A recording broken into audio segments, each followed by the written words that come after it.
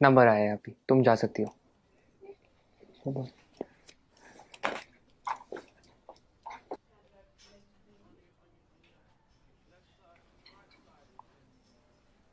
आप software engineer हो क्या? आप लोगों ने देश में कितनी तरक्की लाई है, सब कुछ कितना एडवांस हो गया है। थैंक्स। आप लोगों को देख के तो मैं एकदम हैरान हो जाता हूँ। आप कंप्यूटर में अंदर कुछ कोड करते हो और बाहर दुनिया बदल जाती है। इतना आसान नहीं है दोस्त, ये कुछ कोड का काम नहीं है, काफी मेहनत जाती है इसके पीछे। कॉम्प्लिकेटेड है, काफी कॉम्प्लिकेटेड। वाकई, इसीलिए तो आपको इतनी तनख्वाह मिलती होगी ना। Why does everyone just sees the money in it? इसके पीछे की मेहनत कोई नहीं देखता। हम हिंदुस्तानियों की सोच ही छोटी है।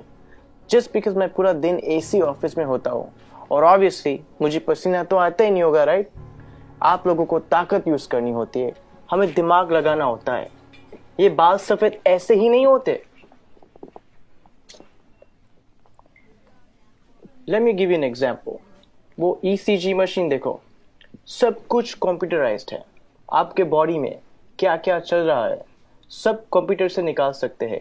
प्लेन की, ट्रेन की, लाखों रिजर्वेशन ऑनलाइन होती है। बैंक के ट्रांजैक्शन सब एक सिंगल डेटाबेस में। Data integrity, locking, data security. कुछ आइडिया ये सब डिजाइन करना कितना कॉम्प्लिकेटेड है? और आप कह रहे कि कोडिंग करना आसान है। आप ये सब कोड करना जानते हो? पहले करता था, अब मैं प्रोजेक्ट मैनेजर हूँ, मेरी टीम सब करती है। ओह, तो अब काम आसान हो गया होगा। इस फील्ड में कुछ आसान नहीं है, जितना ऊपर जाओ उतनी ही रिस्पॉन्सिबिलिटी बढ़ती है, काम बढ़ता है, स्ट्रेस बढ़ता है। कोडिंग और डिजाइनिंग ये फिर भी आसान है, लेकिन अब मुझे पूरी टीम संभालनी पड़ती है।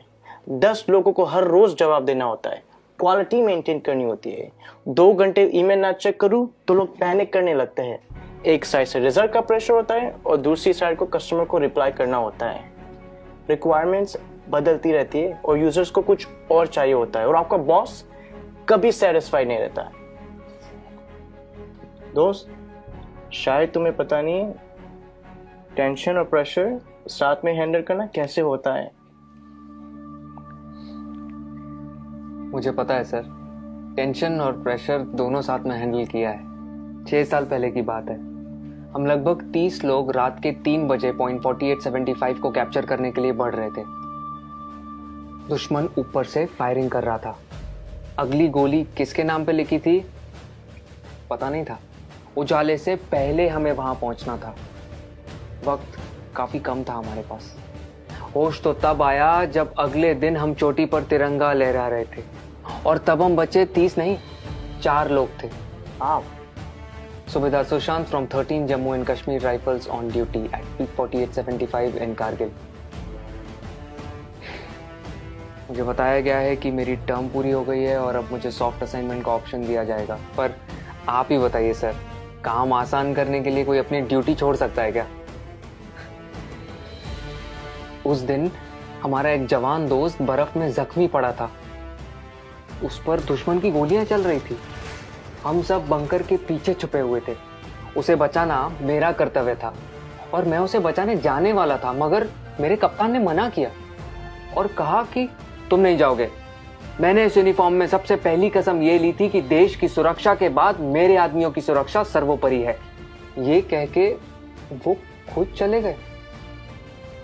उस जख्मी जवान को बचाते बचाते हमारे कप्तान शहीद हो गए। उस दिन से जब भी मैं बॉर्डर पर होता हूं, उन गोलियों की आवाज और कप्तान का आखिरी चेहरा मेरे सामने आता है। वो गोलियां शायद मेरे लिए थी।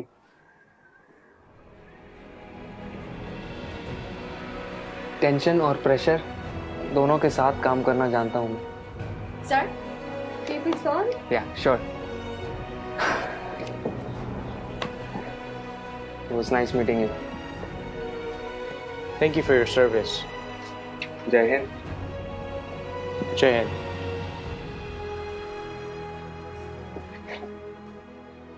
कभी खुद की जिंदगी से शिकवा होने लगे अगर, तो एक फौजी की जिंदगी के बारे में सोचें।